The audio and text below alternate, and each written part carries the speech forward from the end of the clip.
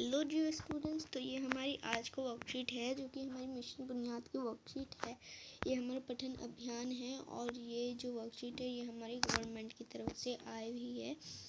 और ये जो कार्यपत्रक मीन्स वर्कशीट है ये हमारे लिए 3 मार्च 2022 के लिए शेड्यूल की गई है। और ये हमारा गतिविधि पत्रक है और इस गतिविधि पत्रक को जो है ये गतिविधि पत्रक जो है क्रम संख्या 37 है। और ये जो हम पढ़ने जा रहे हैं ये जो हम पढ़ने जा रहे हैं इस टॉपिक का नाम पुस्तकालय है।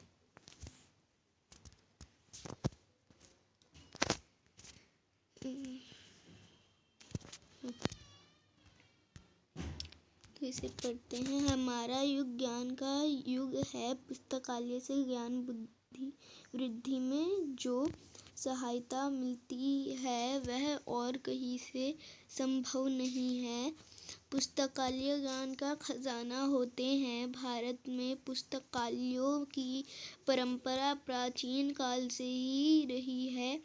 नालंदा तक्षशिला के पुस्तकालय विश्व भर में प्रसिद्ध थे। छपाई की कला के साथ ही भारत में पुस्तकालयों की लोकप्रियता बढ़ती चली गई। दिल्ली में दिल्ली पब्लिक लाइब्रेरी की सैकड़ों शाखाएं, इसके अलावा दिल्ली में एक नेशनल लाइब्रेरी भी है। पुस्तकें मनुष्य की मित्र होती हैं। एक और जहाँ वे हमारा मनोरंजन करती हैं वहीं वह हमारा ज्ञान भी बढ़ाती हैं। हमें सभ्यता जानकारी भी पुस्तकों से ही प्राप्त होती है। पुस्तकें हमें प्राचीन काल से लेकर वर्तमान के विचारों से अवगत करती है। इसके अलावा पुस्तकें संसार के कई सदस्यों से परिचित कराती है। कोई भी व्यक्ति सीमा तक ही पुस्तक खरीद सकता है। सभी प्रकाशित पुस्तकें खरीदना सबके बस की बात नहीं है, इसलिए पुस्तकालयों की स्थापना की गई। पुस्तकालय का अर्थ है पुस्तकों का घर। यहाँ हर विषय की पुस्तकें उपलब्ध होती है। इनमें विदेशी पुस्तकें भी शामिल होती हैं। विद्यालय की तरह आगे पढ़ते हैं। विद्यालय की तरह था ना। पुस्तकालय भी ज्ञान का मंदिर है। पुस्तकालय कई प्रकार के होते हैं। इनमें पहले पुस्तकालय वह है जो स्कूल, कॉलेज तथा विश्वविद्यालय के होते हैं। दूसरे प्रकार के पुस्तकालय निजी होते हैं। ज्ञान प्राप्ति के इच्छुक व्यक्ति अपने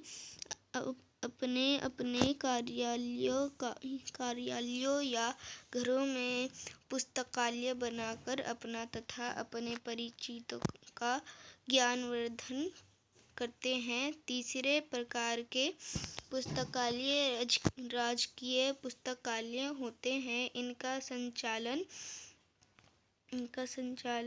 सरकार द्वारा किया जाता है। इन पुस्तकों का लाभ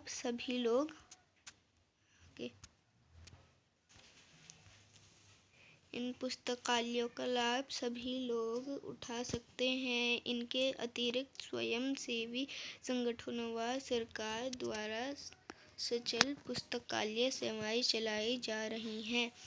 यह पुस्तकालय एक वाहन पर होते हैं। तो इसमें हमें बताया गया है कि इसमें हमें पुस्तकालय के बारे में बताया गया है, माने लाइब्रेरी के बारे में। इसमें हमें बताया गया है कि जो पुस्तकालय होता है मीन्स लाइब्रेरी होती है वो पुस्तकों का घर होता है। किसी के लिए भी मतलब सबके लिए सारी पुस्तकें खरीदना संभव नहीं है, इसलिए लाइब्रेरी बनाई गई है। लाइब्रेरी से आदमी वही बुक पढ़ के, जैसे ये आदमी, ये बच्चा ये बुक पढ़ रहा है, ये पढ़ के वापस यहाँ रख देगा, है ना। या इतना नहीं पता मुझे, मतलब ऐसा हो सकता है, लेकिन इतना नहीं पता कि लाइब्रेरी से ख़रीद भी सकते हैं, शायद ख़रीद सकते हैं। लेकिन ज़्यादातर यही होता है कि लाइब्रेरी में बुक पढ़ के वापस रख दी। और पुस्तकालय 3 प्रकार के होते हैं, इसमें हमें ये भी बताया गया है। एक तो बड़े बड़े होते हैं, जहाँ अंग्रेज वाले, जो मतलब पूरे विश्व भर की होती हैं लगभग। और एक वो होते हैं जो मतलब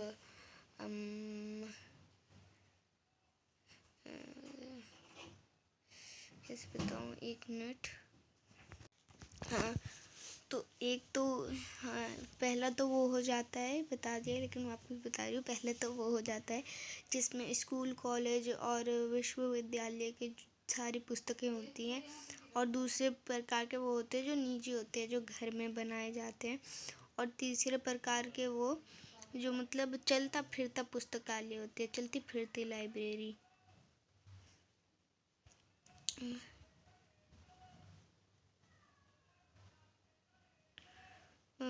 चलती फिरती लाइब्रेरी मतलब, सॉरी, चलती फिरती लाइब्रेरी मतलब जैसे मान लो ये गाड़ी है, मान लो ऐसी गाड़ी होती भी नहीं, ये ऐसी गाड़ी है, और इसमें जो है बुक अंदर ऐसे रखी हुई है।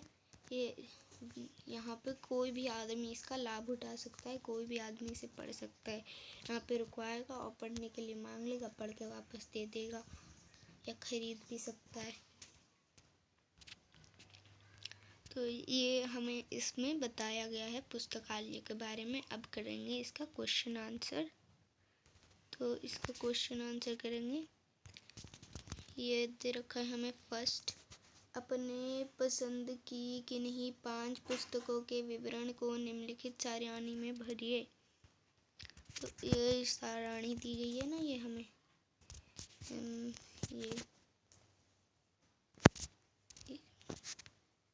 ये रही ये सारणी जो दी गई है। ये इसमें हमें करना है जो भी करना है, जैसे क्रम संख्या 5 तक करना है ना, यहाँ 5 तक, इसको थोड़ा बड़ा करके 1 2 3 4 5 तक करना है। फिर पुस्तक का नाम लिखना है, उसके लेखक या संपादक का नाम लिखना है, फिर उसके बाद प्रकाशक का नाम लिखना है, और उसके बाद उसका मूल्य लिखना है। तो करते हैं इसका आंसर। देखो क्या है इसमें, यहाँ पे यहाँ तक ऐसे 5 तक क्रम संख्या हो गई। और फिर पुस्तक का नाम गीतांजलि के जो लेखक है वो है, या संपादक का भी नाम लिख सकते हो। इस यहाँ पे आ गया। फिर रविंद्रनाथ टैगोर लेखक है। फिर सदा कृष्ण प्राली, नई दिल्ली, ये है इसके प्रकाशक। और ये बुक जो है, इसका मूल्य माने जो प्राइस है वो है 250 रुपये। अब अकबर और बीरबल की बुक, तो इस लेखक का जिन्होंने इसको लिखा है, इस बुक को, उनके लेखक का नाम है, इस बुक के लेखक का नाम है भीर वर्मा। और इसके जो प्रकाशक है वो है सत्य नडेला प्रकाशन, और ये हमें 100 रुपये में मिल जाएगी। और ये है the great story for children. तो इसके जो लेखक है वो है रस्किन बोर्ड। रूपा पब्लिकेशन जो है इसके प्रकाशक है, और ये जो है ये हमें 112 रुपये के प्राइस में मिल जाएगी। और ये है पाचन तंत्र की कहानी है, चौथी बुक जो है चौथी बुक पाचन तंत्र की कहानियाँ हैं। तो इसके जो वो है लेखक वो हैं आचार्य प्रशांत और प्रकाशक हैं नोशन प्रेस। और ये जो है ये हमें 250 रुपये के प्राइस तक में मिल जाएगी। और कबीर बीजक जो है ये पुस्तक का नाम है, 5वीं पुस्तक का नाम। और इस पुस्तक के लेखक का नाम है आनंद कुलश्रेष्ठ। और ये जो है ये इसका इस बुक के प्रकाशक है डायमंड पॉकेट बुक्स। और ये बुक जो है कबीर बीजक ये हमें मिल जाएगी 128 रुपये के प्राइस में। तो चलते हैं अपने सेकंड क्वेश्चन की तरफ। तो देखो सेकंड क्वेश्चन क्या है। आप अपने विद्यालय के पुस्तकालय से अपनी पसंद की किसी एक पुस्तक को अपने नाम से जारी कराइए तथा पढ़ने के बाद उस पुस्तक की विशेषताओं पर अपने साथियों के साथ कक्षा में चर्चा कीजिए। तो ये कोई क्वेश्चन नहीं है, इसमें देखो सिर्फ इतना बोला गया है कि आप अपने विद्यालय के जो स्कूल के जो है उसके लाइब्रेरी में जाइए और अपनी पसंद की एक जो पुस्तक है उस पर जो है अपना नाम जो है जारी करा लीजिए। और उसे पढ़ने के बाद जो है उस पुस्तकालय की जो है विशेषताओं के बारे में बताना है। जैसे मैंने एक मिनट तो जैसे मैंने ले ली, मान लो मैंने ले ली अकबर बीरबल की बुक, अकबर बीरबल। इसमें कोई आंसर नहीं है कि आंसर देना है, ऐसा करना है। ये बस बोला गया है कि लाइब्रेरी में जब जाओ नहीं गए हो तो बस आंसर में लिख सकते हो, ठीक है, नहीं तो ये करो ही मत। बाकी जैसे मैं बता दे रही हूँ, लाइब्रेरी में गए, वहाँ से मान लो मैंने अकबर बीरबल की बुक ली, उसमें मैंने अपना नाम जो है जारी करा लिया। फिर उसको पढ़ने के बाद मुझे बुक की जो है विशेषताएं लिखनी है। अकबर बीरबल जो बुक मैंने उठाई, मेरी पसंद की बुक उठाई, तो उसकी जो है मुझे विशेषता लिखनी है।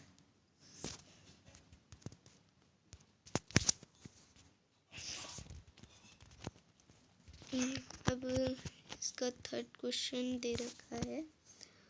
पुस्तकें मनुष्य की सच्ची मित्र होती हैं, इस विषय पर 10 वाक्यों में अपने विचार लिखिए। यहाँ पे लिखा हुआ है विचार लिखिए।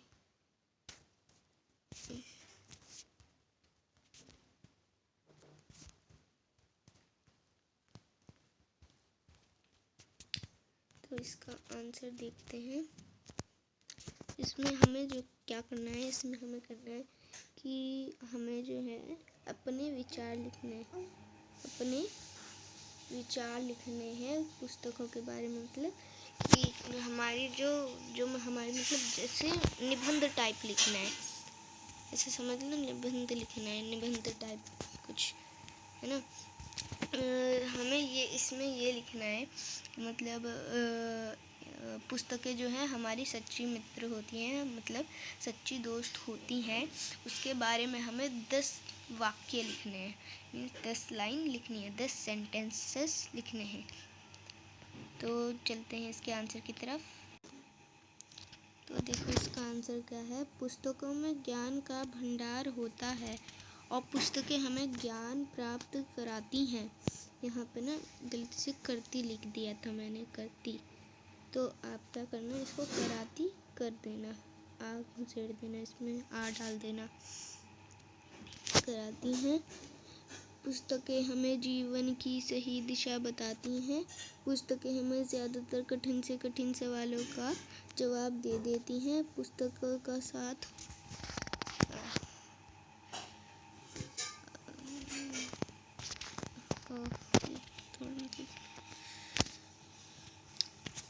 और पुस्तकों का साथ हमारे जीवन में कई परिवर्तन ला सकता है।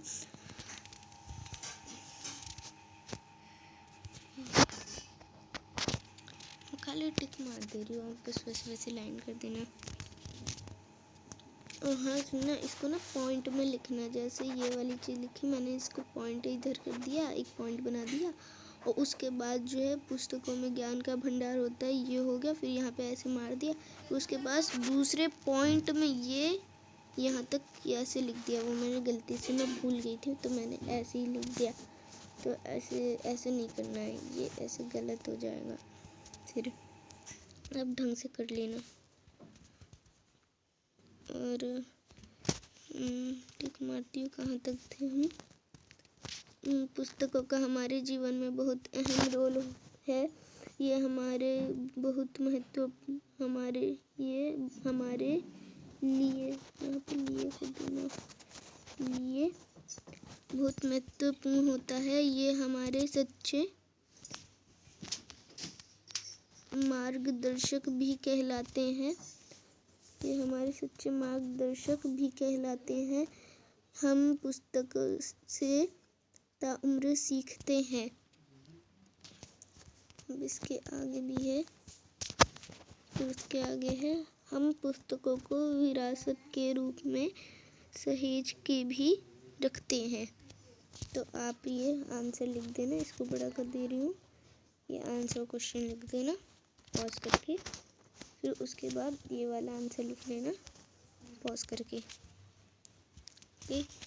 और अगर वीडियो पसंद आई हो तो लाइक कर दे, और ज़्यादा पसंद आ गई हो तो सब्सक्राइब कर दे। और अगर कोई डाउट हो तो कमेंट में पूछ सकते हैं। और अगर किसी और बच्चे को भी डाउट हो इस वर्कशीट में तो आप मेरी वीडियो सेंड कर सकते हैं। और थैंक यू फॉर वॉचिंग। और आज के लिए बाय बाय, और हम मिलेंगे कल।